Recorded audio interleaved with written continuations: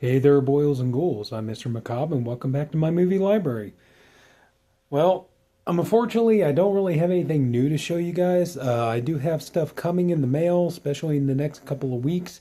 But yeah, just really haven't been able, come across anything new.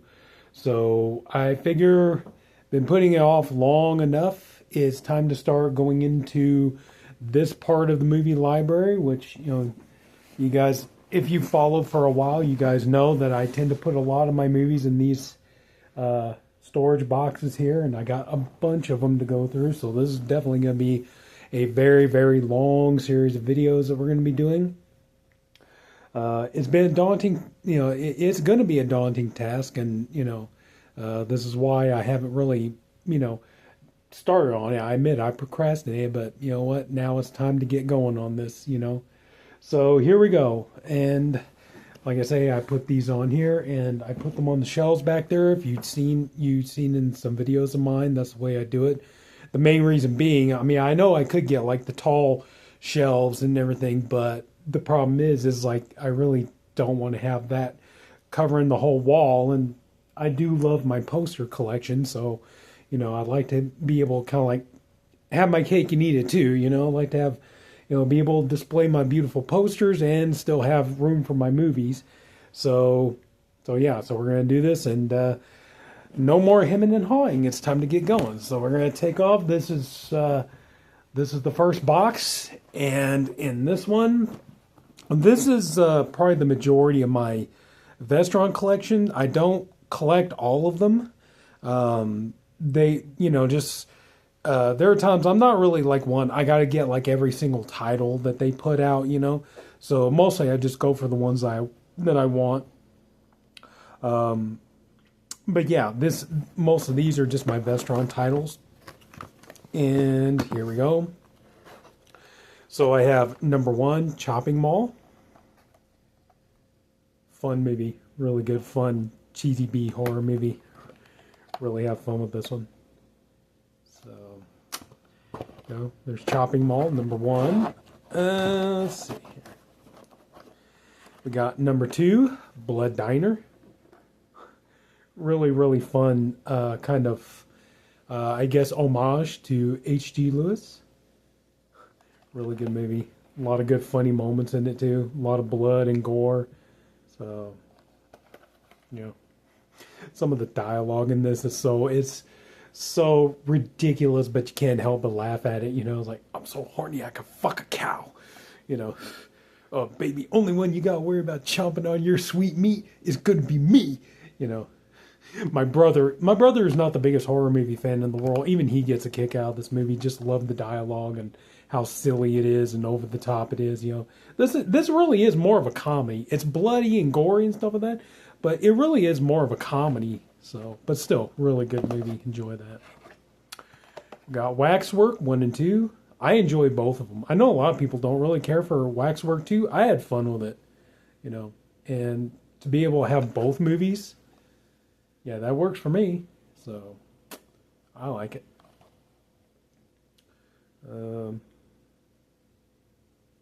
Yeah, this is 1 and 2, aren't they?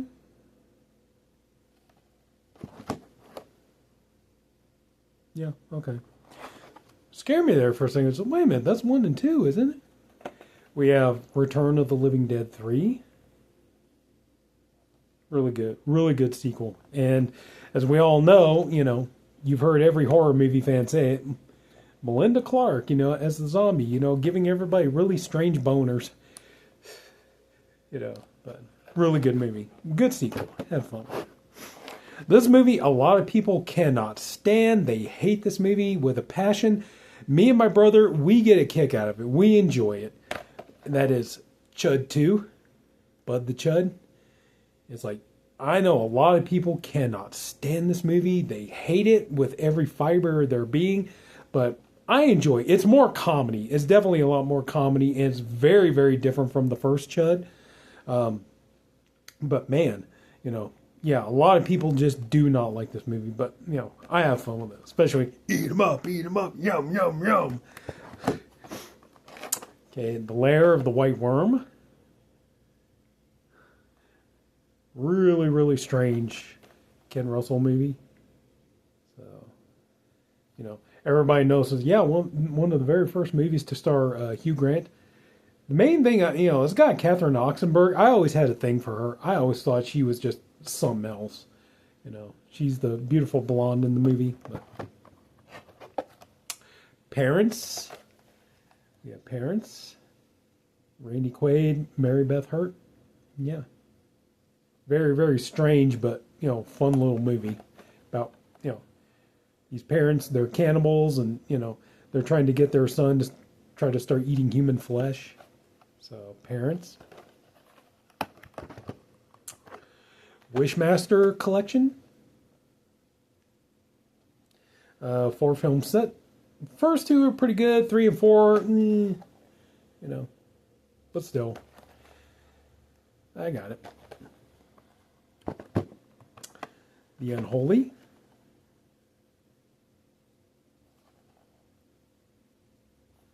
I have to admit, it's been a long time since I've seen this. I honestly don't remember too much about it. I need to revisit it. I don't really remember much about it. We got the Warlock trilogy, or the Warlock collection.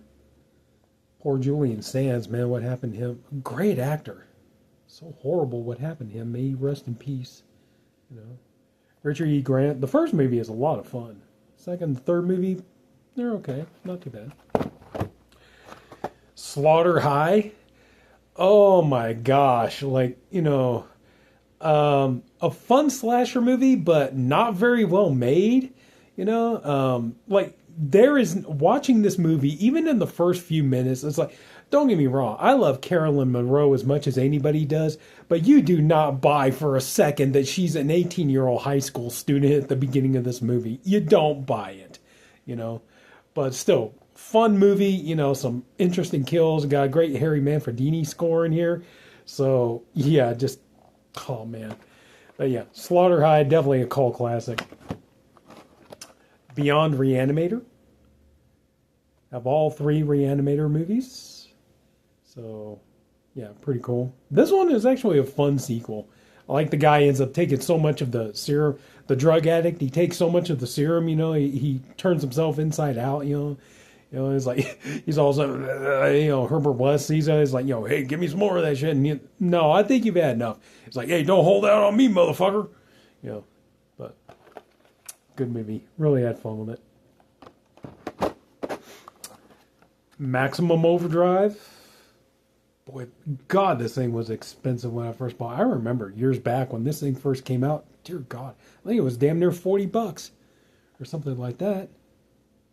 It was like, for me, it was worth, that's the thing, I know a lot of people talk shit about this movie, but I think you're going to get more people that enjoy this movie than hate it. I mean, I know this movie's got a share of haters, but come on, man. I think you're going to get far more people that enjoy this movie. They're entertained by it. Now, granted, it's not, it's not up to the standard of Stephen King's other movies, like, say, or stories like, The Shining or The Body, Stand By Me or Shawshank Redemption, Green Mile or anything like that. But you know what? This movie is fun. It is fun. It's entertaining. You got the great music by AC/DC. Emilio Estevez is your star. You got, pre-Simpsons Yeardley Smith. You'll remember does the voice of Lisa Simpson. You got a pre-Commissioner Gordon, Pat Hingle. Thank you, Bubba. But just a fun movie, And, the Green Goblin truck, iconic. This is a fun movie, and I think more people will agree with that than, I know even King himself is going on to, just really trash this movie and pretty much disown it, and, that's the reason he's never gone on to direct anything else. It's like, no, that's just your personal opinion, dude, but I think most people, as far as they're concerned, Maximum Overdrive, this movie is a blast. It's a fun 80s horror comedy, just fun all around, I do have Shivers, but I have the Steelbook. I have a Steelbook that I bought from Lynn Lowry years back. It's autographed by her, so I don't have it in the Vestron collection, but I do have it. Little Monsters, fun, fun kids monster movie I watched growing up. Fred Savage, Howie Mandel, really cool. So yeah. Sundown, The Vampire Retreat. This is a fun movie. It's horror mixed with comedy, mixed with western. You've got a really good cast here. You got David Carradine, John Ireland, you got Bruce Campbell, Deborah Foreman, M. Emmett Walsh, Dana Ashbrook, Maxwell Caulfield, a lot of really good actors in this movie. It was Anthony Hitchcock's follow-up to Waxwork, but this movie's cool. This is a really fun, entertaining movie. I recommend it. It's not really scary, not super bloody or gory either, but it's fun. Get some fun shootouts. Like I said, it's kind of like horror mixed with comedy mixed with westerns.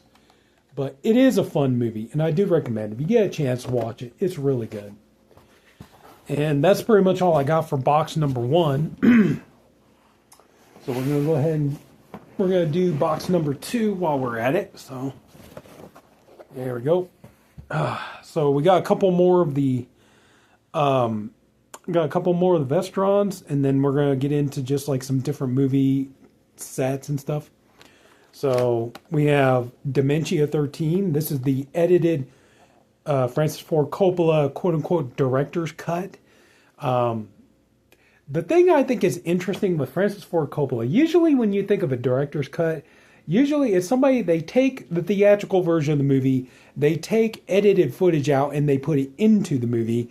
Francis Ford Coppola, I think, is probably the only guy who, when he does a director's cut, he takes footage out of the movie. Because, see, this version here, was it run? 69 minutes. It's not even an hour and 10 minutes long. This version here. So I think what they did was, back when this movie was first made, Roger Corman gave Coppola the, carte blanche to get this movie made. And then I guess it just wasn't long enough. So then they got Jack Hill to write and direct a few scenes, and they added that into the movie. And that's been the movie that's been in circulation for, decades. And so Coppola finally had his chance to take out the Jack Hill shot footage and just do this. And now what you got here is Coppola's original vision of the movie. But Coppola, like I say, he did it with this.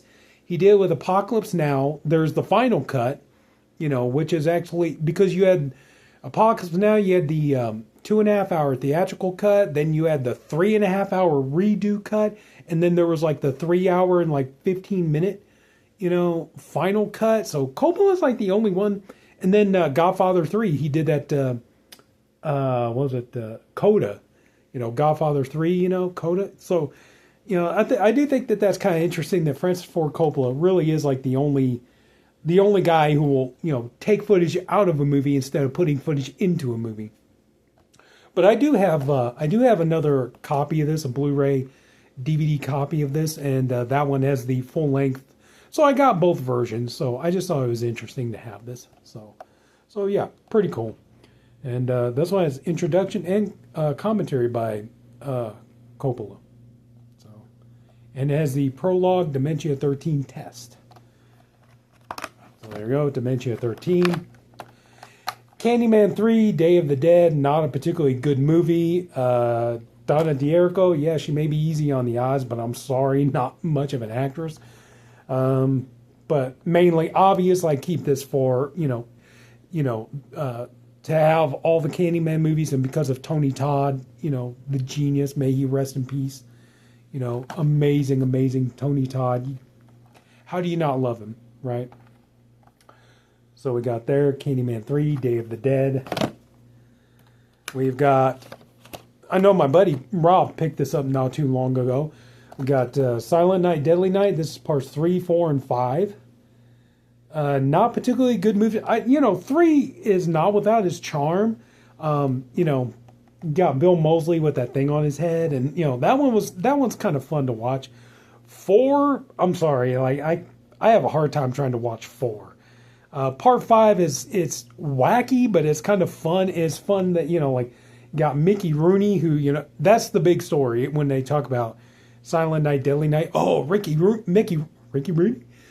Rooney condemned Silent Night, Deadly Night, the original when it first came out, and everything. Lo and behold, he ends up being in one of the sequels. But still, it was nice to get all these. And man, oh man, did they load these things up with bonus features? So, kind of really, really cool that they did that. So, gave this the professional treatment. So, not the best, but still, and it is nice to say because you realize. You remember just a little while ago, I got the remake of Silent Night, Deadly Night. So I was like, yeah, it's nice to have all of them. I got the complete Silent Night, Deadly Night series. So, got that. And unfortunately, this is it from the last of my Vestron collection. I have The Dentist 1 and 2. I really need to finish watching the second one. I've seen the first one. The first one's really good. I got about halfway through the second one and I stopped. I need to finish watching it. But Corbin Bernsen, I was like, but yeah, Dentist 1 and 2. Glad to have them. All right, so now we're moving on to some film. I got 3 Warner Brothers 4 film collections, and then we're going to move on to some other stuff.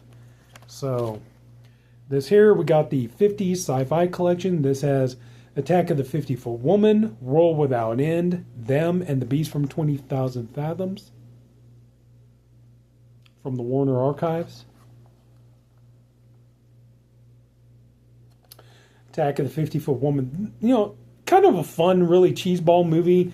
I remember that Christopher Guest directed a remake of it in the early 90s with Daryl Hannah and Daniel Baldwin. I've heard rumors that Tim Burton's getting ready to remake it. And he's working with, what's her name? Gillian Flynn, who wrote Gone Girl and Sharp Objects. I heard that he and her are collaborating on the script. So, but anyway, so yeah. Them, classic giant ant movie. So, yeah, really cool. Yeah, Beast from 20,000 Fathoms. I think that's based on a Ray Bradbury story. So, really cool there. Next 4 film collection, these are Warner Archives as well. This is Alfred Hitchcock. We have The Wrong Man, Dial M for Murder, Suspicion, and I Confess. So The Wrong Man, it's a really good movie, but I got to be honest, it's not a movie I can see myself watching very often because it's such doom and gloom. It's like Henry Fonda is accused of crime that he didn't commit, and just the torment and everything that it puts on him and puts on his family as he's trying to, proclaim his innocence, prove his innocence and stuff like that. It's just, man, it's a good movie, but God, it's a hard watch. It's not something I can see myself watching too often. Suspicion with Cary Grant, Joan Fontaine. Joan Fontaine marries Cary Grant's character, and she keeps thinking he's trying to kill her, but it always turns out to be something else. But, she just always had that suspicion that he's going to kill her. Dial M for Murder, really, really good movie. Ray Milland, Grace Kelly. My God, Grace Kelly. That woman was a goddess. I don't care what anybody says. That woman was just, holy shit. No wonder why. Yeah, you watch her in some of these movies, you're like, no wonder why Hitchcock was so enamored with her. Wouldn't you be? I Confess, I still need to watch that. I really need to watch that. But yeah, got that one. We have horror thrillers. This one has Innocent Blood, Body Snatchers, The Hunger, and Wolfen. I enjoy Innocent Blood. That movie is a fun, John Landis horror comedy. That one's pretty good. I gotta be honest, I really have a hard time with The Hunger. I'm not putting down any fans of the movie. If you like the movie, that's great. I'm not judging you for it.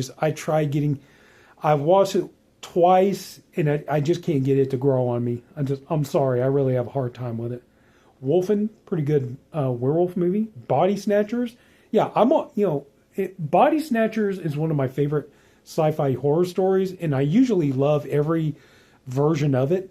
The original Don Siegel movie, I love that movie with a passion. The Kaufman remake is amazing. It's fantastic. No arguments against it. This one is actually really, really good. The idea of it, taking place on a military base installation.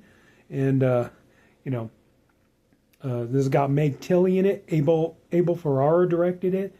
stuff like that. You even got Christine Elise from Child's Play 2 in there. Yeah, really good. So yeah, all these are really good movies. I gotta be honest, I just have a hard time with The Hunger, you know. But anyway, good movies. Now we went from some 4-movie Warner Brother packs. We're gonna do some 3-movie Warner Brother packs.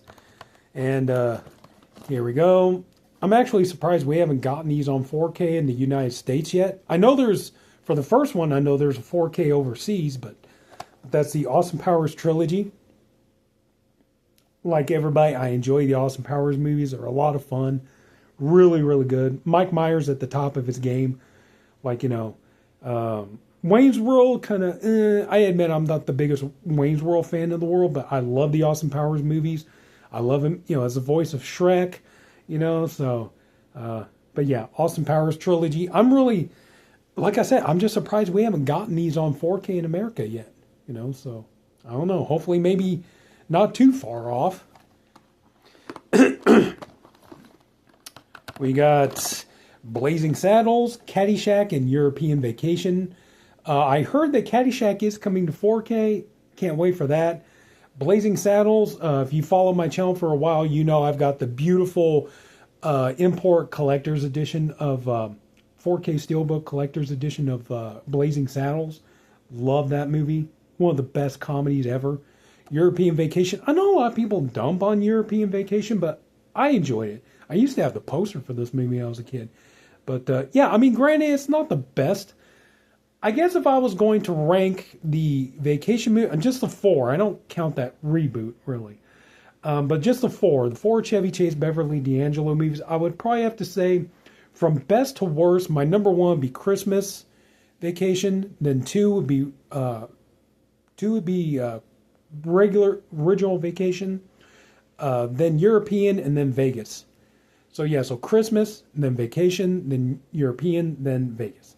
So that'd be it. But yeah, can't wait. Seriously, you know, I do hope that, you know, there might be some plans down the road to get European Vacation on 4K, because I got the original Vacation on 4K and I got Christmas Vacation on 4K. So yeah, it would be pretty cool if, you know, there's a chance we'll get European at some point. But anyway, so yeah, really good movies. This one here, I got The Goonies, Gremlins, and Gremlins 2, the new batch. I have The Goonies and I have Gremlins on 4K. The only reason I keep this is because Gremlins 2, which me and my brother watched this in the theater, and I have fun with it. I know a lot of people, it's not really their cup of tea, but I did have fun with Gremlins 2. It was cute. I liked it. And I did hear that we're supposed to have the 4K for this is supposed to be coming out later in the year. I hope that does happen. So, but anyway, just, yeah, Gremlins 2, so... but yeah, that's the only reason I'm keeping this for right now. So when Gremlins 2 comes out on 4K, then yeah, I won't need this anymore. I can take it and trade it in. So. This one here, we have House of Wax, Return to House on Haunted Hill, and Ghost Ship. House of Wax remake. I really was not expecting to like it as much, but I do. I like it. Return to House on Haunted Hill. I admit, I wasn't really a huge fan of the House on Haunted Hill remake, but I kind of like this one a little bit better. Ghost Ship, yeah, the beginning is fantastic. I agree with most people about that, but it's kind of like after that, it's kind of like, yeah, you know, but still. House of Wax remake, yeah, that one was pretty good, you know. And not just because Paris Hilton dies. I know that was a big thing. Everybody's like, you know, oh, everybody just want, you know, they tried to even make that a selling. I don't think it helped the movie, but they tried to make that a selling point. Go watch the movie if you want to see Paris Hilton die. But we got that. And this is the last of these 3-movie Warner Brothers packs. I got John Wayne and the Searchers. We got The Wild Bunch, and we got How the West Won.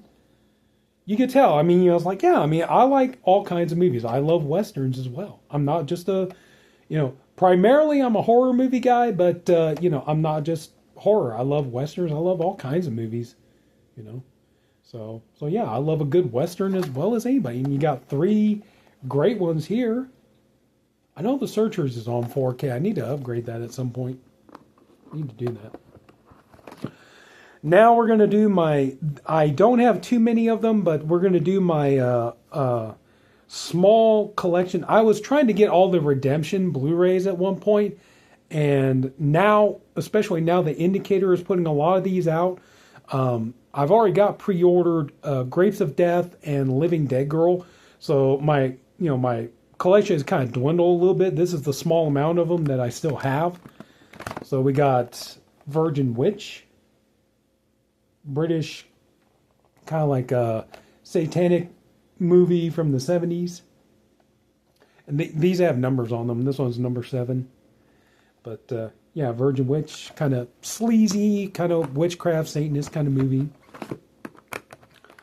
We got Mario Bava's Hatchet for a Honeymoon, or Hatchet for the Honeymoon. This was number 19. I do appreciate, that the Redemption put these out, but I do have to admit the Indicator 4Ks and Blu-rays that they put out are honestly much better. Better transfers, more bonus features, stuff like that, So I'm not really sad that I don't have as many of these. Anyway, so we got that. Exorcism, Jess Franco with Lena Romay and Lynn Montiel. So, you guys know me. I have my pretty sizable collection of, Jess Franco, Lena Romay movies. So, you got Jess Franco himself there playing a psycho who's kind of like a religious nutcase who's always going around killing women because he believes them to be sinners and stuff like that. Another Jess Franco, Lena Romay. Oh, that one was number 23. Sorry. This was number 22. I got that out of place. Lena Romay and Jess Franco's Female Vampire. This is just smut. To be honest with you, this is just nothing but smut. I think that right there kind of gives you an idea of what you're in for. Lena Romay, she plays the female vampire, and let's just say she has a unique way of getting the blood out of her victims. We'll say that, But yeah, this movie, it's mostly it's filth. It's softcore. Like you're only going into this if you just want to see Lena Romay get down and dirty, which not the worst thing to watch. Another Jess Franco movie, Demons. This movie, I reviewed this back when I was on Body Bags, and this movie, it had an interesting premise to it. It's just unfortunately, again, it just devolves into softcore smut, and it doesn't really. But I mean, the idea of you got these two sisters, they're in a convent, and one of them is in bed with the devil, and then she gets this demonic power, and she uses it to punish these religious fanatics. They're like torturing people and killing people and saying they're all doing it in the name of God and stuff like that. It's a great premise and everything else. Would have been, but like I said, just Franco just kind of just went straight for the smut and didn't really But I think yeah, I do have a little bit of a soft spot in my heart for it, not just because it's raunchy, but it's like, yeah, I mean, like the potential this movie could have had if Franco had just put more effort into it. And this was number 40, so. And we got a P. Walker film. I really need to start boning up on the P. Walker films. I got House of Mortal Sin. Pretty decent little flick. I think I only got a couple of his movies. I really need to get going on P. Walker movies. I've heard a lot of people say a lot of his stuff is great. So this is... I think I've only seen this one and one other one. That's it. And this is the last one for my Redemption titles. This is another Jess Franco film. We have Daughter of Dracula. And this one I think has pretty much the entire cast of the demons in this one. Brett Nichols, Anne LeBert, Alberto Dalbus, and Howard Vernon. So I need to rewatch this. I don't remember too much about it. Anyway, so there's that. Now we're gonna finish this up here. Just got a few more. Now we're getting into like number titles. I did those and it's kind of like, okay, then go into numbers and A, B, C, D. So this one here is a 6-movie collection. We got Keepsake, Hoboken Hollow, Killjoy 3, Roman, 213, and Ginger Man Dead 3. So mostly I got this for Roman because it's Lucky McKee and Angela Bettis directed it. I got that pretty much for that. I have the Rob Zombie 4K Steelbook of Three from Hell. This is back when you had the Best Buy Special Edition 4K Steelbooks. Came across it. I bought the. That was the thing when this first came out. I bought the regular, just standard, and then I was on a Steelbook kick for a little while, and then I went into my record store and they had this. It was only like $15. So I was like, hell yeah, I'll go ahead and do it. And like I said, this was back when I was a real Steelbook kick, you know. So, but definitely not as good as House or Devil's Rejects, but you know, I still get some enjoyment out of it. Not a bad film. I know some people, are you kidding? It's fucking awful. I don't think it is.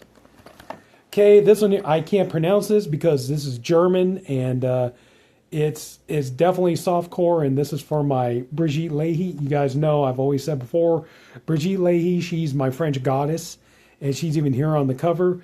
But, you know, this is for my Brigitte Leahy collection. So, sorry, but I can't pronounce that, but hopefully you can see her. So yeah, so that's kind of my main reason. I'm sorry, I can't show you the back of it. But, yeah, this was a German import that I got. So yeah. Not that. I told you I was into different kinds of movies. We got Six Souls. I haven't seen this. I need to watch this. I don't even know if it's good or not, but I do need to get around to watching this. This is old Anchor Bay. Evil Has Many Faces. Julianne Moore, hopefully. You think with Julianne Moore, it should be good. John Rhys Meyers. So, okay, we're down to our last three. Then we're going to call it quits for this one. 9.5 weeks. Original uncut version. It's like, dude, you like your smut, don't you? It's like, Okay, let me explain something, all right? I was a kid of the 80s, and growing up as a kid in the 80s, what can I say? Kim Basinger was one of my biggest crushes in the world. Especially after I saw her as Vicky Vale in Batman. I was just over the moon nuts about Kim Basinger for a while. She was just, you know, she just did it for me, you know. She still does, you know, she's still beautiful. Her daughter is beautiful too. But, yeah, just, I was just head over heels nuts about Kim Basinger. So, you know, like, My Stepmother is an Alien. It's like, you know, that movie's great, you know. So, yeah, you know, what can I say? Kim Basinger, she was just one of my Hollywood crushes growing up. What can I tell you? So yeah, so I got this. And I admit, if they turn around and put this in 4K, I'll buy that too, because Kim Basinger in 4K, bet your ass I'm going to want that. Last two, we got 10 Cloverfield Lane. I got the Blu-ray DVD. I need to get around, because I got Cloverfield on 4K. I need to get around to getting this one on 4K. I think the reason why I haven't gotten this one yet is because I just kind of held off, because I was thinking, well, you know, because I thought the Paramount Scares box sets were going to keep going. It's like, well, this is Paramount, so probably wouldn't do to buy this on 4K now. You may as well just wait and see if they're going to, you know, put in one of those box sets. Doesn't look like they're going to keep that going. So yeah, so I do need to get around to upgrading this. I do like the first two. I've never seen the third one. But yeah, this is actually a really good movie. John Goodman's a really creepy, threatening guy in this one. So, but yeah, good movie. So yeah, I do need to get around to getting this one on 4K at some point. And to finish off this, not bad. We did 2 boxes to start with. So we're going to do 11/22/63. This is the mini series, starring creepy ass James Franco. You know, you've heard about James Franco, you know. But actually, a really good miniseries. Really good miniseries. I need to read the book, you know. I have the book. I got the audio book of it and stuff. I need to get going on. I just haven't gotten around to reading it yet. But yeah, but good miniseries. You know, about, you know, sci-fi, time travel. James Franco's character goes back into the 60s. He wants to try to stop the JFK assassination, and you know, like. But then also, too, it depends, you know, he sees, like, what, you know, altering the future could entail. So, but yeah, really good miniseries. So, but anyway, so yeah, so that's the first 2 boxes there. So I can kind of show this to you. Hopefully I don't spill everything. So yeah, that kind of gives you an idea of how I do it. And I put them all in the plastic cases. So basically, I admit it's kind of like a form of OCD. This way everything's all you know, even if they got slip covers or steel books, everything's kind of dimensional. Everything's all kind of the same size. So yeah, I just like it that way. So, but anyway, those are the first two boxes. So that's pretty much going to do it. So I really do hope you guys enjoyed this video. If you did, would you please leave a like or comment, subscribe if you haven't already. I hope you have fun with it, and hope, you know, because there are going to be a lot more of these to go, so I hope you'll stick around, see what all I got. And, but yeah, you know, it is fun going and looking at these and talking a little bit about each movie, and I hope you guys have fun with it, and, you know, please, you know, take care, love your movie library, I'll love you back, and have a good night, everybody. Bye.